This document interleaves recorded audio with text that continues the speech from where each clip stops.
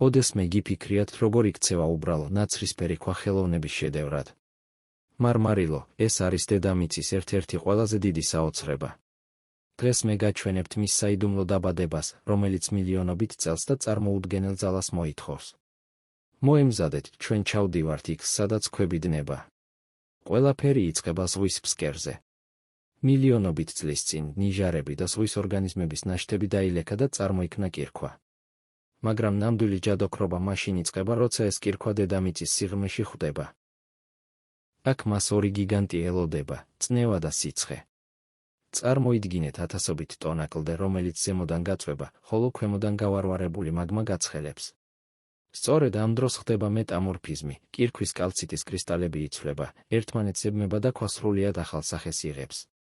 რატომ არის ზოგი მარმარილო თეთრი, ზოგი კი მწვანე ან წითელი? სუფთა მარმარილო თოვლივით თეთრია. მაგრამ თუ კირქვაში ცოტა ოდენი რკინაერია, ის წითელი ხდება, თუ თიხა, ნაცრისფერი ან მწვანე, ხოლო ქვიშა მას ყვითელ ფერს აძლევს. ეს ფერადი ზოლები, რომლებსაც ჩვენ ასე ვაფასებთ, სინამდვილეში დედამიწის უძველესი მინარევებია. მარმარილო არ არის მხოლოდ ქვა, ის დედამიწის ისტორიის მოთმინების სიმბოლოა.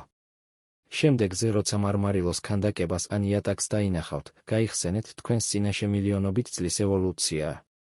თუ მოგეწონათ ეს გეოლოგიური მოგზაურობა, დაალაიქეთ და გამოიწერეთ არხი.